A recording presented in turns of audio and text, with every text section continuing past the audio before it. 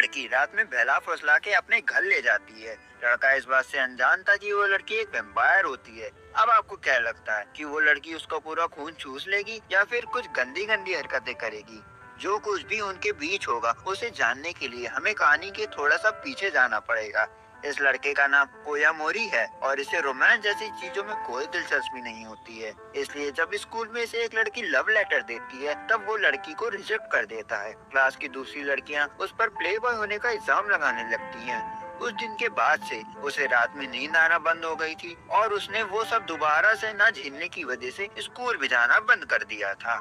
एक रात वो बिना अपने पेरेंट्स को बताए चुपके से घर से बाहर आ जाता है और वो पहली बार रात में बाहर निकला था क्योंकि वो देखना चाहता था कि जब सारी दुनिया सो रही होती है तब दुनिया कैसी दिखती है।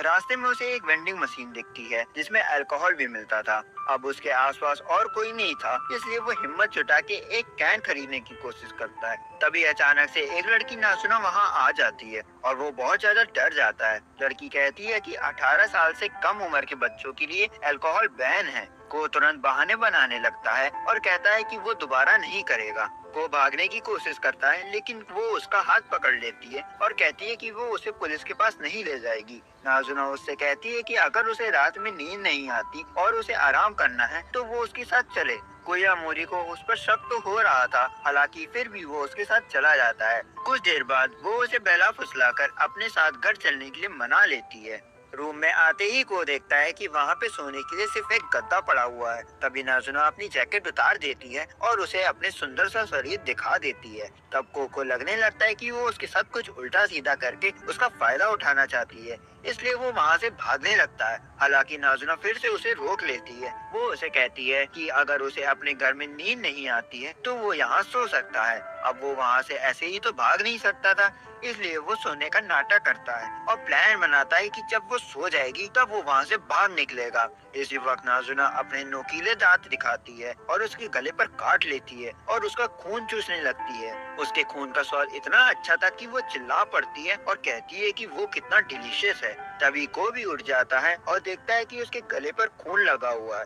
वो उसे समझाने की कोशिश करती है कि उसके गले पर मच्छर बैठा हुआ था, लेकिन को के लिए वो एक्सप्लेनेशन काफी नहीं था। आखिर में नाज़ुना बता देती है कि वो एक वैम्पायर है। को बहुत ज्यादा घबरा जाता है क्योंकि उसे लग रहा था कि अब एक वैम्पायर ने उसको काट लिया है तो वो भी एक वैम्पायर बन जाएगा। हालांकि नाज़ुना बताती है कि उसे चिंता करने की कोई जरूरत नहीं, क्योंकि बिल्कुल मेरी बड़ी बहन की तरह दूसरों का खून चूसना तो उसके लिए खाना खाने जैसा है। वो बताती है कि एक इंसान वैम्पायर तभी बनता है जब जिस वैम्पायर ने उसका खून चूसा हो वो उससे प्यार करता हो। इतना कहने के बाद अचानक से नाज़ुना शर्माने लगती है। कोया मोरी अभी भी नहीं सो पा रहा था, इसलिए वो दोनों बाहर वॉक पर चले जाते हैं। नाज़ुना एक ठंडी बियर पीती है और उसे ह्यूमन से वैम्पायर में बदलने का पूरा प्रोसेस समझाने लगती है। नाज़ुना को बातें करना बहुत पसंद होता है और वो उससे लगातार कुछ न कुछ बोलती ही रहती है, पर को उसकी बातें अजीब लग रही होती हैं क्योंकि वो सिर्फ उल्टी सीधी बातें करती हैं, जिसको सुनकर को शर्म आने लगती है। तब नाज़ुना उससे उसकी स्कूल क्रश के बारे में पूछती है, पर वो बोलता है कि उसको लड़कियां पसंद नहीं है। भाई मेरे को तो बहुत पसंद है। नाज़ुना को लगता है कि वो गे है, पर ऐसा कुछ भी नहीं होता है। फिर वो अपनी कहानी उसको बताता है। तब नाज़ुना को लगता है कि मिडिल स्कूल की लाइफ थोड़ी मुश्किलों भरी होती है। उसके बाद नाज़ुना उड़ने लगती है और उसे पूछती है कि उसे ऐसे रात में बिना किसी को बताए पहली बार बाहर आकर कैसा लग रहा है। कोयामोरी कहता है कि उसे कोई ऑर्डर करने वाला नहीं है, उसने ऐसी फीलिंग आज तक महसूस नहीं करी, इसलिए वो नाज़ुना से रिक्वेस्ट करता है कि वो उसे एक वैम्पायर में बदल दे। नाज़ुना शर्माने लगती है और उसे याद दिलाती है कि उसके लिए उसे उसके प्यार में आना होगा और वो करना होगा जो एक कपल करते हैं, तभी वो एक वैम्पायर में बदल सकता है। नाज़ुना को इतना बेफिक्र देखकर को भी उसी के साथ जीना चाहता था, इसलिए वो उससे कहता है कि नाज़ुना क्या तुम मुझे अपने प्यार में गिरने दोगी? नाज़ुना से ऐसा कुछ पहले कभी किसी ने नहीं कहा था, इसलिए वो उसे डायरेक्टली रिजेक्ट करने की जगह कहती है कि उसे फर्क नहीं पड़ता कि वो क्या कर रहा है, उसे बस बदले में उसका खून चाहिए। उस रात के बाद से कोयामोरी हर रात नाज़ुना के साथ बिताने की ठान लेता है ताकि वो उसे पसंद कर सके और उससे प्यार करने लगे। पर जल्दी ही उसको परेशानी होने लगती है नाज़ुना को ढूंढने में, क्योंकि उसके पास उसका कोई भी कांटेक्ट नहीं था। और वो उदास हो जाता है क्योंकि नाज़ुना उससे मिलने नहीं आ रही थी। पर तभी नाज़ुना वहाँ आ जाती है और वो उससे पूछने लगता है कि वो कहाँ गायब हो गई थी। तब नाज़ुना उसको समझाती है कि वो किसी और को ढूंढने गई थी जिससे वो उसका खून चूस सके और अपना खाना खा सके। पर ये सुनते ही कोयामोरी को गुस्सा आ जाता है और वो अपना ही लॉजिक बनाकर बोलता है कि दूसरों का खून चूसना मतलब उसका दूसरों के साथ अफेयर होना और उसको ब्लेम करने लगता है। तब नाज़ुना उसको समझाती है कि जैसे इंसान को खाना खाना होता है वैसे ही वैम्पायर को खून चूसना होता है अपना पेट भरने के लिए। तब कोयामोरी इस बारे में बात नहीं करना चाहता था और उसे अपना नंबर बदलने के लिए बोलता है। पर नाज़ुना के पास फोन नहीं होता। तभी उसको कुछ याद आता है और वो को लेकर घर चली जाती है, जहाँ पर वो कोयामोरी को बताती है कि उसके पास एक पुराना फोन रखा हुआ है और उसको ढूंढने लगती है। फोन को देखकर ऐसा लगता है कि वो बहुत पुराने जमाने का है और उसका साइज भी बहुत बड़ा होता है, जिस वजह से नाज़ुना उसको लेकर नहीं चलती। पर उसको इन सब से कोई फर्क नहीं पड़ता क्योंकि उसको तो बस उसके साथ सोना होता है। अरे नहीं, मेरा मतलब है उसका खून चूसना होता है। पर को उसको मना कर देता है क्योंकि वो अभी भी उससे नाराज होता है कि वो बाहर जाकर दूसरे लोगों का खून चूसती है। जिस वजह से नाज़ुना उसको सच्चाई बताती है कि वो खुद उसको हर जगह ढूंढ रही थी। जिसको सुनकर वो उसकी बात में विश्वास कर लेता है और अपने कपड़े हटाता है और तब नाज़ुना धीरे से नीचे झुकती है और उसका स्वादिष्ट खून चूसने लगती है।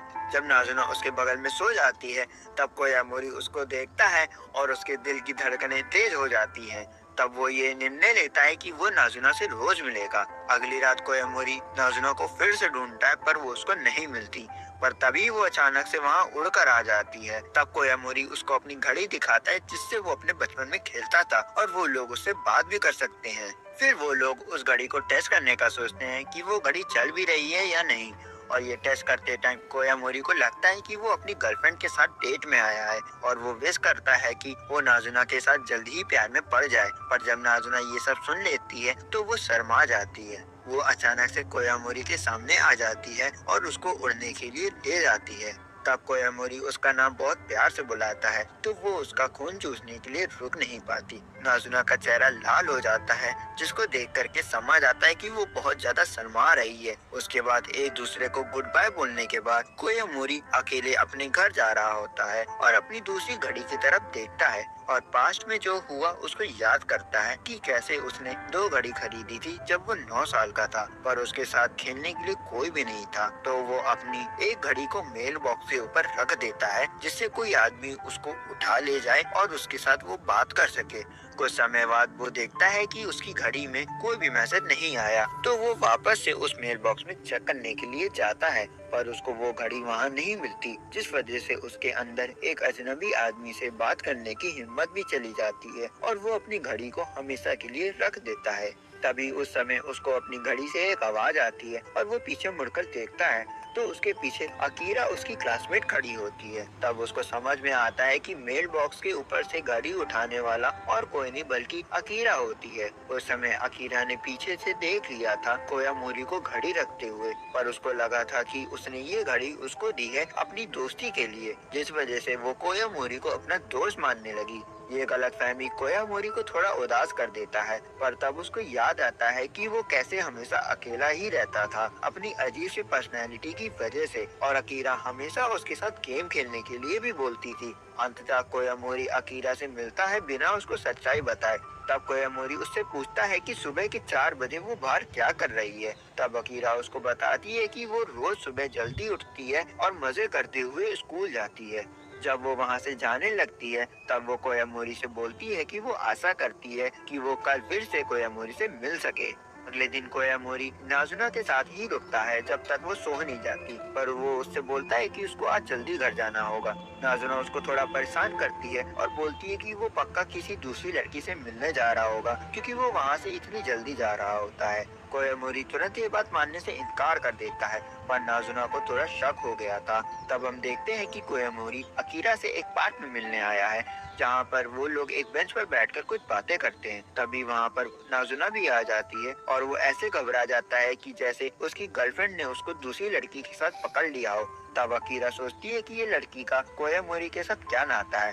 तब नाज़ुना उससे बोलती है कि उनका बस एक दूसरे के साथ शारीरिक संबंध है। तब कोयामोरी तुरंत उसको आगे बोलने से रोक देता है और उससे बहस करने लगता है। उन दोनों को बात करते हुए अकीरा समझ जाती है कि वो दोनों एक दूसरे को पसंद करते हैं, जिसको सुनकर नाजुना फिर से शर्मा जाती है। पर इस बार वो ये प्रूव करती है कि वो कोयामोरी को पसंद नहीं करती, उसका खून चूसकर, वो भी अकीरा के सामने, जिससे अकीरा को भी पता चल जाता है कि वो एक वैम्पायर है। बाद में वो सब एक होटल जाते हैं और अकीरा जल्दी ही इस बात को एक्सेप्ट कर लेती है कि नाजुना एक वैम्पायर है। पर उसको लगता है कि नाजुना उसको गलत रास्ते में ले जा रही है, जिस वजह से वो स्कूल नहीं जाता। अकीरा को भी स्कूल जाना पसंद नहीं होता, पर वो तब भी कोयामोरी से स्कूल वापस आने के लिए बोलती है, क्योंकि वो चाहती थी कि वो वापस से पहला जैसा हो जाए। कोयामोरी समझ नहीं पाता कि वो इस बात का जवाब कैसे दे, पर नाजुना इस बात को गलत समझ लेती है। उसको ऐसा लगता है कि कोयामोरी इसलिए शांत है क्योंकि वो वहाँ पर है, जिस वजह से वो गुस्से में उस होटल से चली जाती है। कोयामोरी उसका पीछे करने जाता है, पर उसका पैर फिसल जाता है और वो वहीं गिर जाता है। पर उसको ये नहीं समझ आता कि नाजुना उससे क्यों नाराज है, पर वो तब भी उसे माफी मांगता है अपनी घड़ी के माध्यम से। नाज़ना वहाँ वापस आ जाती है जब वो ये देखती है कि कोयामोरी उसकी कितनी चिंता करता है। तब वो उसे बताती है कि वो उससे गुस्सा नहीं थी, बस वो ये सोच रही थी कि उसने अकीरा के सवाल का जवाब उस समय क्यों नहीं दिया। तब कोयामोरी उसको बताता है कि उसको समझ नहीं आ रहा था कि वो एक इंसान को कैसे बताए कि वो एक वैम्पायर बनना चाहता है, जो कि एक कन्फेशन सा लगता है नाज़ुना को।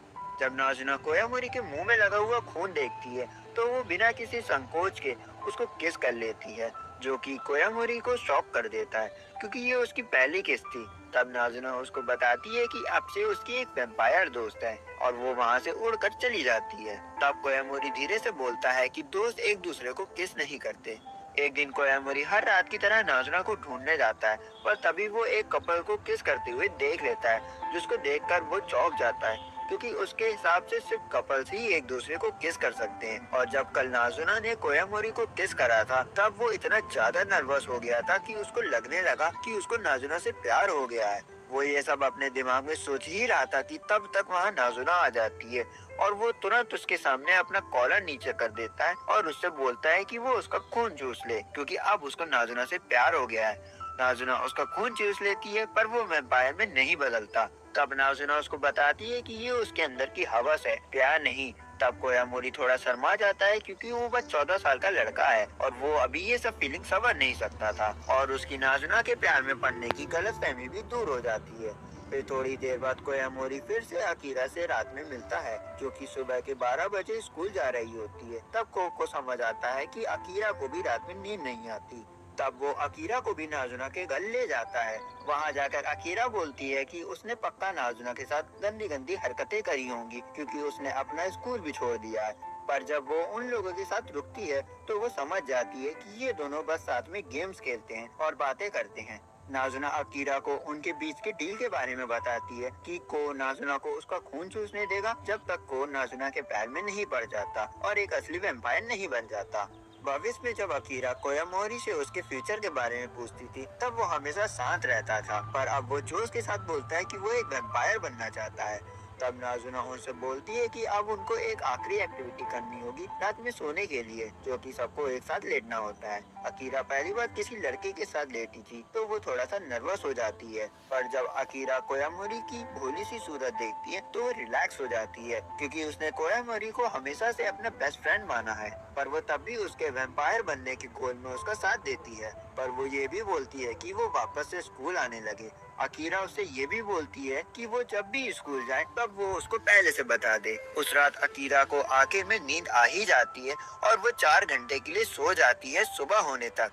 सुबह नाज़ुना अकीरा से बोलती है कि लोग तभी अच्छे से सो पाते हैं जब वो अपने बीते हुए दिन से संतुष्ट हों, और ऐसा भी हो सकता है कि अकीरा को इस बात से राहत मिली हो कि उसका दोस्त कोयामोरी एक अच्छा लड़का है, कोई बुरा लड़का नहीं, और उसने अब अपने लिए एक गोल भी सेट कर लिया है। एक और रात आती है जिस रात कोयामोरी नाज़ुना के घर नहीं पहुंचा था। तब नाज़ुना अकेले ही गेम्स खेलती है और टीवी देखती है। जब समय बहुत धीरे धीरे गुजर रहा होता है, तब उसको लगता है कि वो आज कोयामोरी से नहीं मिल पाएगी। उसके बाद वो बाथ हाउस जाती है नहाने के लिए, और वो वहाँ अपनी घड़ी उतारकर एक आदमी को दे देती है और वो नहाने चली जाती है, जिसको मैं बहुत गहराई से देखता हूँ। नहाते वक्त उसको उसकी घड़ी में नोटिफिकेशन सुनाई देती है, जिसको सुनकर वो तुरंत भागती है कोयामोरी से मिलने के लिए। और जब को पता चलता है कि वो बाथ हाउस गई थी नहाने, तो वो भी वहाँ जाने का फैसला करता है और नहाता है, जिसको मैं एकदम इग्नोर करता हूँ।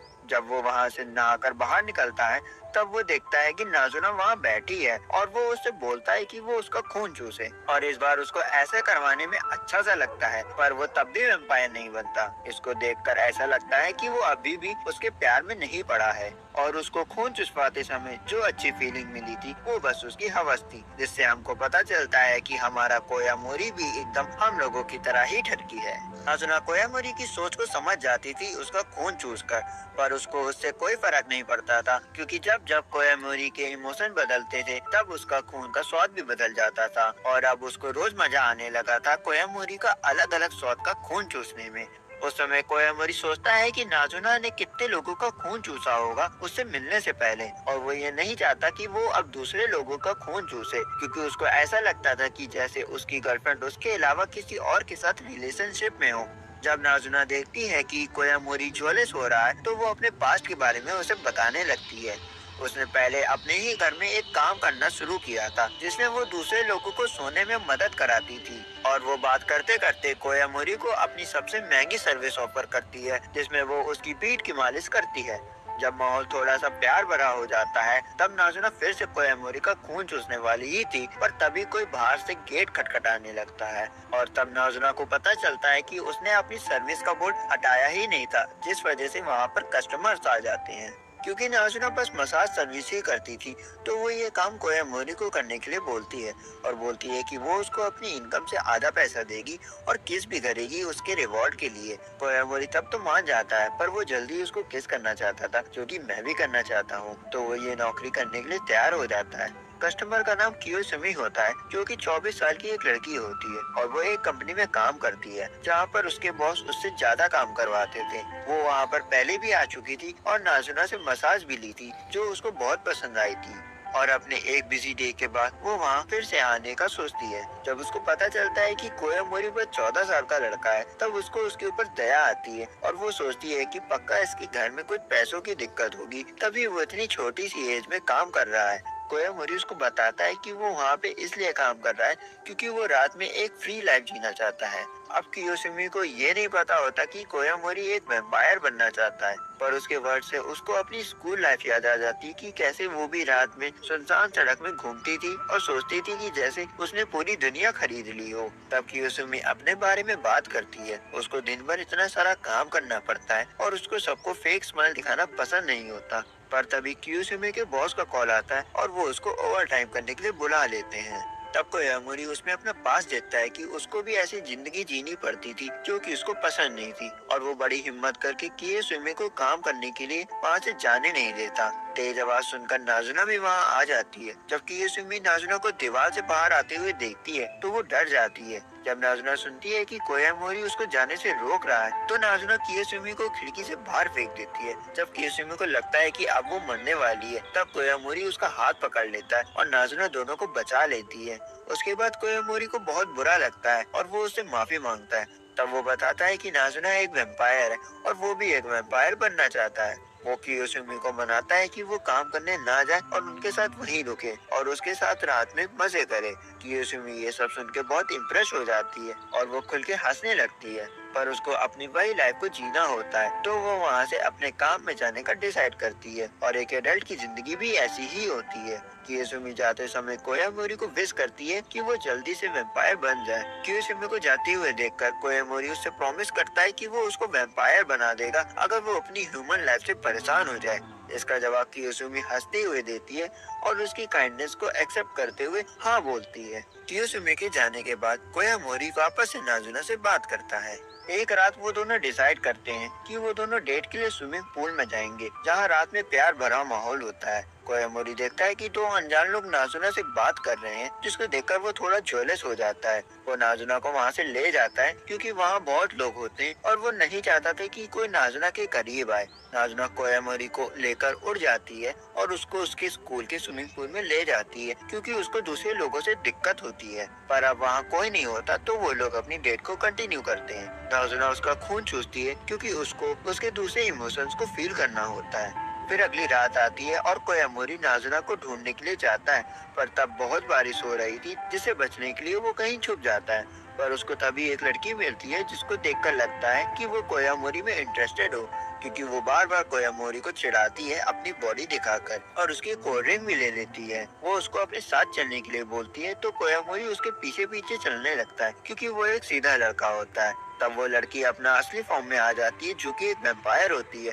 और वो कोयामोरी के ऊपर कूद जाती है। पर तभी वहाँ नाजुना आ जाती है और उसका एक हाथ काट देती है। तब भी वो लड़की गुस्सा नहीं होती, वो बस अपना हाथ उठाती है और उसको वापस से जोड़ लेती है और बोलती है कि नाजुना ने वैम्पायर्स के रूल तोड़े हैं, क्योंकि वो एक ह्यूमन के साथ रह रही होती है बिना उसको अपना पार्टनर बनाए, जिस वजह से उसको कोयामोरी को मारना होगा। पर वो दोनों लड़ने लगते हैं। जब तक कोयामोरी कुछ करने का सोचता, तब तक एक दूसरी वैम्पायर उसको वहाँ से दूर ले जाती है। तब कोयामोरी अपने सामने इतनी सारी सुंदर लड़कियाँ देखता है, जो कि सब वैम्पायर होती हैं, और वो बोलती है कि उन्होंने सुना था कि नाजुना एक इंसान के साथ रह रही है बिना उसको वैम्पायर पार्टनर बनाए, जो कि उनके लिए बुरी खबर होती है, क्योंकि उनके लिए परेशानी खड़ी हो सकती है अगर इंसानों को उनके बारे में पता चल गया तो। उसके बाद वो सारी सुंदर लड़कियां एक प्रतियोगिता करती हैं, जिसमें वो सारी मिलकर कोयामोरी को अपने पार्टनर बनाने की कोशिश करेंगी। पर जब वो देखती हैं कि कोयामोरी को उनके ऊपर जरा सा भी इंटरेस्ट नहीं है, तो वो ये डिसाइड करती हैं कि वो कोयामोरी को मार देंगी,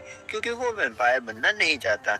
ये सुनते ही कोयामोरी उनको बताता है कि वो खुद वैम्पायर बनना चाहता है, इसलिए वो नाजुना से प्यार करने की कोशिश कर रहा है। तभी वहाँ पर नाजुना आ जाती है और उनकी बातें सुन लेती है और शर्मा जाती है। तब उसको पता चलता है कि नाजुना को पार्टनर बनाने में जरा से भी इंटरेस्ट नहीं है। तब वो सुंदर लड़कियां नाजुना से कोयामोरी और दूसरे इंसानों में डिफरेंस करने को बोलती हैं। कोयामोरी पहले जवाब देते हुए बोलता है कि उसका खून ज्यादा अच्छा है, और वो बिना मजाक किए बोलता है कि जब से वो नाजुना से मिला है, तब से वो वैम्पायर बनना चाहता है, और वो वैम्पायर बनकर ही रहेगा, चाहे कितनी भी देर क्यों ना लगे। सभी लोग शॉक हो जाते हैं, पर कोयामोरी को एहसास नहीं होता कि उसने ये डिक्लेयर कर दिया कि वो नाजुना से ही प्यार करेगा, चाहे कुछ भी हो जाए। वो तब कोयामोरी को बताते हैं कि ये असंभव है, क्योंकि उसके लिए एक टाइम लिमिट होती है, जिसमें ह्यूमंस के पास बस 1 साल का समय होता है जब कोई वैम्पायर उनका खून चूस लेता है। जिसको सुनकर कोयामोरी चौंक जाता है, पर नाजुना को इससे फर्क नहीं पड़ता और वो उससे किस करने लगती है रिवॉर्ड के तौर पर, जब उसने मसाज करने में उसकी हेल्प करी थी। कुछ देर बाद कोयामोरी ये सारी बातें अकीरा को बताता है, और अकीरा उसके प्रॉब्लम के बारे में सोचती है कि वो वैम्पायर नहीं बन पाएगा।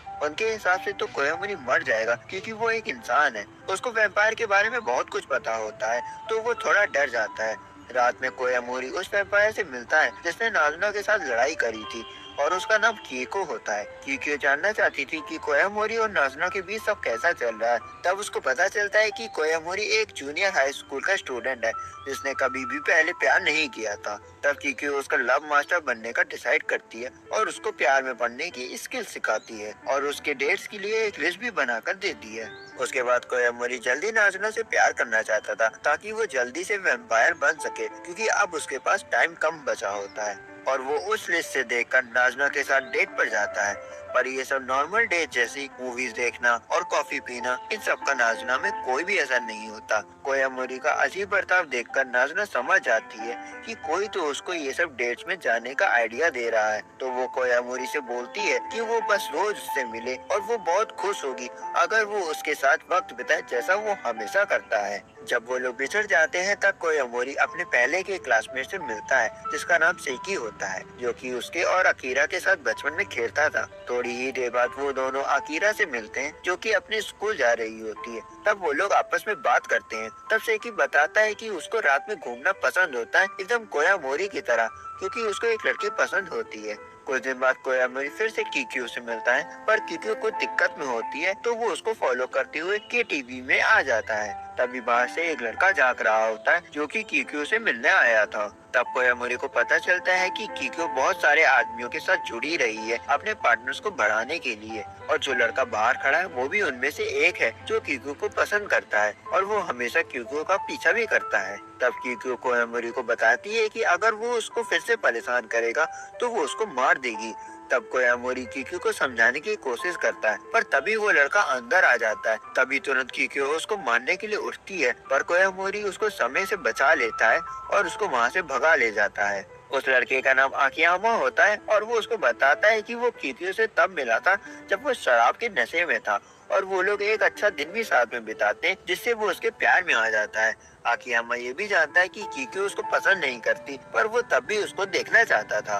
तब कीक्यू उन दोनों को ढूंढ लेती है और कोयामोरी आकियामा के सामने खड़ा हो जाता है, क्योंकि वो एक बहुत ताकतवर वेम्पायर होती है जिसको कोई नॉर्मल लड़का नहीं रोक सकता था। पर जब कीक्यू कुछ करने ही वाली थी, तभी वहाँ नाजुना आ जाती है, जिसको कोयामोरी की चिंता हो रही थी, क्योंकि वो कीक्यू के साथ अकेला था, तो वो छुपकर उसका पीछा कर रही थी। नाजुना उससे पूछती है कि वो लड़के को क्यों मारना चाहती है, जबकि वो एक खूनी वेम्पायर नहीं है।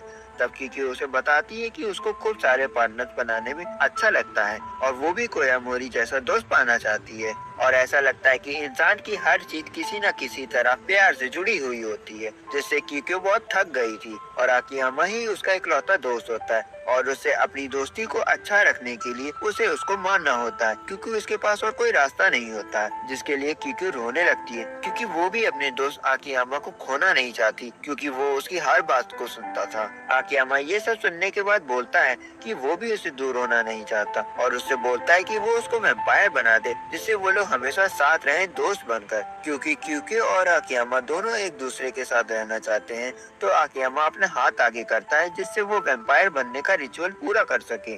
कोयामोरी सोचता है कि ये तो सही नहीं है, क्योंकि आकियामा कीक्यू से प्यार करता है, पर कीक्यू उसको बस अपना दोस्त मानती है। पर जब तक वो लोग खुश हैं, तब तक दूसरों की राय उनके लिए मैटर नहीं करती। उसके बाद कोयामोरी एक और हादसे के साथ गुजरता है, जहां वो एक और वैम्पायर से मिलता है, जिसका नाम कोहाकोबे होता है, जो कि एक कैफे में मेड का काम करती है।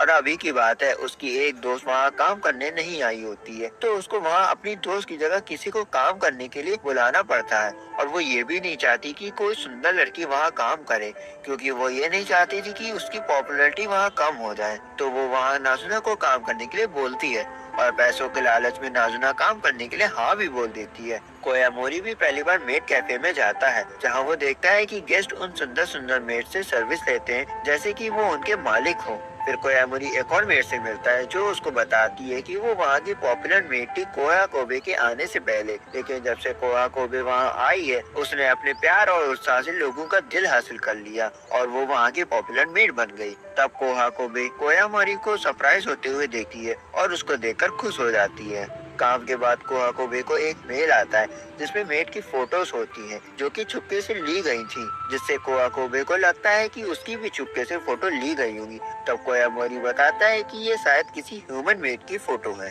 तब कोहाकोबे सोचती है कि कोयामोरी एक होशियार लड़का है, तो वो उससे मदद मांगती है उस फोटो खींचने वाले को पकड़ने के लिए। उसके बाद कोयामोरी फोटोज का एंगल को नोटिस करते हुए बोलता है कि ये फोटोज किसी ने चुपके से नहीं, बल्कि जानबूझ के खींची है। तभी उनको वहाँ से किसी की आने की आवाज आती है, जिससे कोयामोरी और कोहाकाबे तुरंत से ड्रेसिंग रूम की अलमारी में छुप जाते हैं। और अलमारी इतनी छोटी होती है कि उनको एकदम से एक दूसरे से चिपक के खड़ा होना पड़ता है। तब कोयामोरी कोहाकाबे को बताता है कि इन फोटोज को देखकर ऐसा लगता है कि ये किसी ने सेल्फी खींची हो। तभी वो लोग एक मेड को देखते हैं जो अपनी सेल्फी ले रही थी, जिससे उसका राज सामने आ जाता है। तो वो ह्यूमन मेड अपनी गलती मान लेती है और बोलती है कि तब से कोहाकाबे मेड कैफे में आई है, तब से वो सेकंड पॉपुलर मेड बन गई है और अपने आप को पॉपुलर प्रूफ करने के लिए उसने ये करने का डिसाइड किया था। तब कोहाकाबे बोलती है कि ये सब दिमाग का बस पागलपन है। उसके बाद वो मेड बोलती है कि अब वो वहाँ से रिजाइन कर देगी, जिससे कोहाकाबे बोलती है कि ये कोई बड़ी बात नहीं है। बहुत से लोग अपने आप को पॉपुलर दिखाने के लिए अलग अलग चीजें करते हैं और वो अपने आप को भी इंक्लूड करती है, क्योंकि उसने मेड कैफे इसलिए ज्वाइन किया था जिससे लोग उसकी तारीफ करें। और वो उससे बोलती है कि वो बस गलत रास्ते में जा रही थी, जो कि सही नहीं है। वास्तव में इंसान थोड़ा सा अजीब होता है और हम लोग बस उसको एक्सेप्ट कर सकते हैं। और ये सब बातें उसके दिल को छू लेती है और वो कोहाकाबे की दोस्त बन जाती है। और इस हादसे के बाद वो सब साथ में एक सेल्फी लेते हैं। नाज़ुना वहाँ काम करके अच्छा खासा पैसा कमा ले रही थी, जिससे वो अपना बिजनेस को दोबारा से शुरू करने का सोचती है और वो एक नया बेड खरीदने का सोचती है, जिससे वो दूसरों को सोने में मदद करेगी। और वो कोयामोरी से बोलती है कि वो उसके लिए कस्टमर ढूंढ के लाए और वो कस्टमर ढूंढने के लिए निकल जाता है। कुछ देर बाद कोयामोरी एक अजीब सी औरत से मिलता है, जिसको उनकी सर्विस में जरा सा भी इंटरेस्ट नहीं होता। वो बस ये सोचती है कि कोयामोरी जैसा छोटा लड़का उससे बात करने की कोशिश क्यों कर रहा है। कोयामोरी को भी ये जानने की चुल मच रही थी कि वो औरत क्या काम करती है। उस वक्त वो औरत अपना बिजनेस कार्ड निकालती है और अपना नाम उगियोशी बताती है, जो कि एक डिटेक्टिव होती है। वो खोए हुए लोगों को ढूंढती है और क्रिमिनल्स को पकड़ती है। उगियोशी तब एक फोटो निकालती है और उसको एक चश्मा पहने हुए आदमी की फोटो दिखाती है, जिसको देखकर कोयामोरी चौंक जाता है, क्योंकि वो और कोई नहीं बल्कि आकियामा होता है, जो कुछ दिन पहले ही वैम्पायर बना था। कोयामोरी तुरंत ही उसे झूठ बोल देता है कि वो उसको नहीं जानता, पर उसके एक्सप्रेशन से ओगियोशी को उसके ऊपर शक होने लगता है। तब ओगियोशी उससे बिना कुछ बोले वहाँ से चली जाती है। जब ओगियोशी अकेले होती है तो वो अपने आप से बात करती है और बोलती है कि इस बार उसको इतना मिल गया जितना उसने सोचा भी नहीं था। उस दिन कोयामोरी को कोई भी कस्टमर नहीं मिलता। फिर नाज़ुना से अलविदा कहने के बाद वो अकीरा और सेकी के साथ स्कूल जाता है और इतनी रात में स्कूल में कोई भी नहीं होता। तभी सेकी उनको स्कूल के बारे में एक अफवाह बताता है कि लोग कहते हैं कि उनके स्कूल में एक टीचर था जो 10 साल पहले गायब हो गया था, पर अब वो टीचर रात के समय स्कूल में दिखता है। इसको सुनकर वो लोग मजाक समझते हैं, पर वो असलियत में उनके सामने आ जाता है और वो अकीरा के ऊपर हमला भी कर देता है और सिकी उसको रोकने की कोशिश करता है, जबकि कोयामोरी बस खड़ा रहता है। उसको उस टीचर के पास से कुछ जानी पहचानी स्मेल आती है। तभी किस्मत से वो अपने होशो-हवास में आ जाता है और इस टीचर के मुंह में चेयर मार देता है और अकीरा को बचा लेता है। तब कोयामोरी समझता है कि ये टीचर के पास से जो स्मेल आ रही है वो एक वैम्पायर की है, पर वो टीचर इतना भयानक था और वो बाकी वैम्पायर्स की तरह भी नहीं था जिनको वो जानता था। वो टीचर जमीन में लेटा हुआ होता है और वो नहीं चाहता था कि वो किसी का खून चूसे, तो वो अपनी बॉडी को कंट्रोल करने की कोशिश करता है और वो कोयामोरी और उसके दोस्तों से वहाँ से भाग जाने के लिए बोलता है, क्योंकि अब वो अपने आप को कंट्रोल नहीं कर पा रहा था। तभी वहाँ पर उगियोशु आ जाती है, जो कि उस टीचर के खो जाने के बाद से उस पर जांच पड़ताल कर रही थी और उसको पता होता है कि वो टीचर एक वैम्पायर है। पर अचानक से वो उसको अपना गला दिखाती है और उसको अपना खून चूसने देती है। उसका खून चूसने के बाद वो टीचर बोलता है कि उसके खून का स्वाद कितना बेकार है। वो उस टीचर का पहली बार होता है जब उसने किसी का खून चूसा हो। वो 10 सालों तक अपने आप को कंट्रोल करके रखा हुआ होता है। वैम्पायर बनने से पहले टीचर को उनके बारे में कुछ भी नहीं पता था और वो एक औरत के चक्कर में फंस गया था, जिसने उसको वैम्पायर बना दिया था। और ये उसके लिए बहुत दर्द की बात थी, क्योंकि उसने इतने सालों तक अपने आप को कंट्रोल करके रखा था, जो कि एकदम मामूली बात नहीं थी। तब उगियोशी उसको आराम करने के लिए बोलती है और उसके हाथ में एक सिल्वर रिंग देती है और बोलती है कि वो उसको एक इंसान के रूप में ही मरने देगी। तभी वहाँ सूरज उगता है और सनलाइट सीधा उस टीचर के ऊपर आती है, जिससे उसकी बॉडी तुरंत रात में बदल जाती है और वो हमेशा हमेशा के लिए वहाँ से गायब हो जाता है। तीनों स्टूडेंट बस ये सब होते हुए देख रहे थे। तब उगियोशी उनको बताती है कि वो लोगों को ढूंढने के साथ साथ कुछ वैम्पायर से रिलेटेड केस में भी इन्वॉल्व हो जाती है, जिस वजह से उसको पता है कि वैम्पायर्स को कैसे हैंडल करते हैं। तभी कोयामोरी अपने आप को रोक नहीं पाता और गुस्से में बोलता है कि उसने उस टीचर को क्यों मार दिया। तभी उगियोशी बोलती है कि वैम्पायर्स मॉन्स्टर होते हैं और बोलती है कि दुनिया में ऐसे भी वैम्पायर्स होते हैं जिसके बारे में उसको जरा सा भी नहीं पता होता है। उसके शब्दों से कोयामोरी को एक झटका सा लगता है और वो अपने आप से एक सवाल करता है कि क्या वो वैम्पायर्स के बारे में कुछ जानता भी है। फिर वो सोचने लगता है कि क्या वैम्पायर बनना उसका सही डिसीजन होगा कि नहीं। फिर वो ये सब बातें नाज़ुना से बताता है और नाज़ुना उसको बताती है कि वो टीचर अपनी लिमिट में पहुंच गया होगा, क्योंकि वैम्पायर मर जाते हैं अगर वो 10 सालों तक किसी का खून ना चूसे। पर वो उस टीचर से अलग होती है। जब कोयामोरी नाज़ुना का प्यारा सा चेहरा देखता है तो वो सोचता है कि वो बस एक वैम्पायर से डर गया था, जो कि अपना नियंत्रण खो चुका था।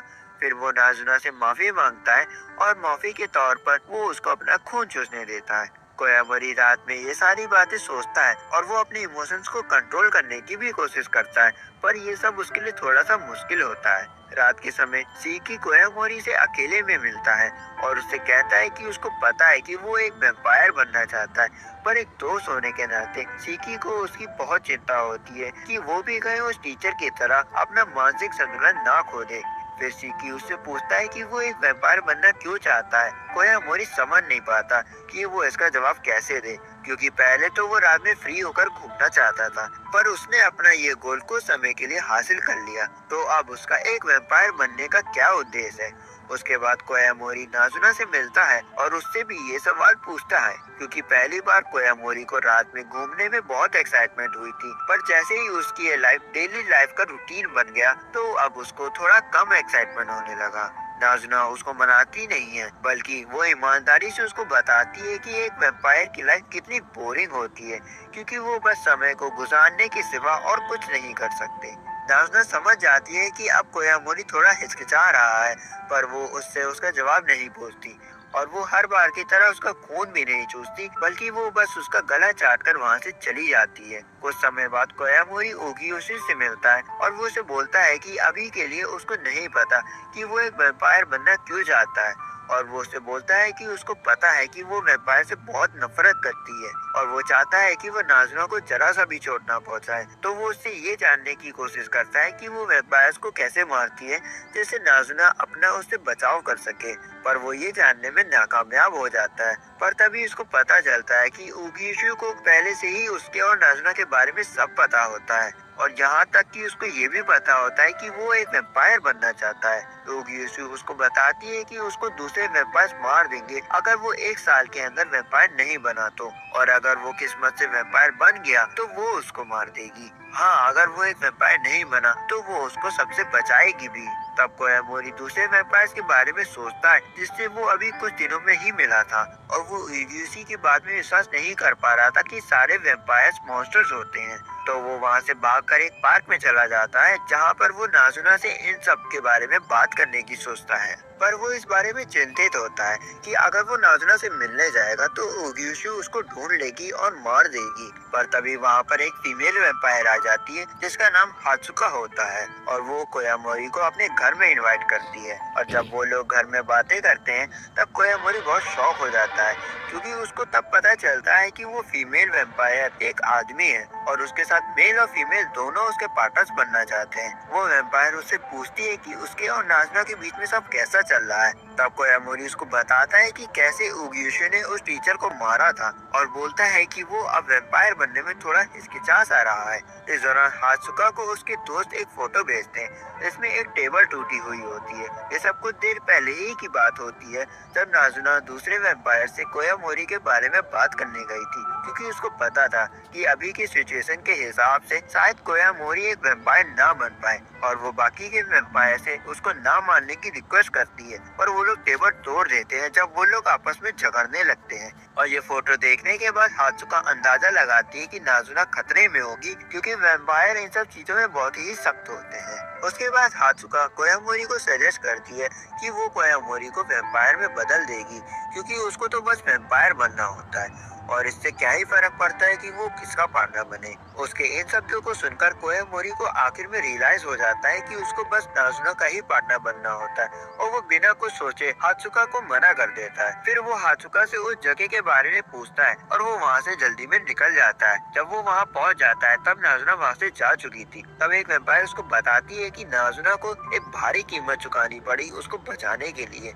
ये सुनते ही कोयामोरी को चिंता होने लगती है और वो नाज़ुना को हर जगह ढूंढने लगता है। आखिर में वो उसको ढूंढ लेता है उस वेंडिंग मशीन के पास जहाँ वो लोग पहली बार मिले थे। जब वो देखता है कि नाज़ुना एकदम सही है तो वो अपना लव उसके सामने कन्फेस करता है और वो चाहता है कि वो हमेशा के लिए नाज़ुना के साथ ही रहे। पर वो जल्दी ये रियलाइज कर लेता है कि उसने ये सब बहुत ही अचानक से कर दिया। पर जब वो कुछ और कहने वाला था तब नाज़ुना उसको पकड़ लेती है और उसको अपने पास खींचकर किस कर लेती है और उससे प्रॉमिस करती है कि वो हमेशा उसके साथ रहेगी। पर कोयामोरी को ये नहीं पता होता है कि नाज़ुना की कीमत क्या होती है, और वो अपनी पूरी कोशिश करती है ताकि कोयामोरी उससे प्यार कर बैठे, और यहीं पर हमारी एनिमे खत्म होती है।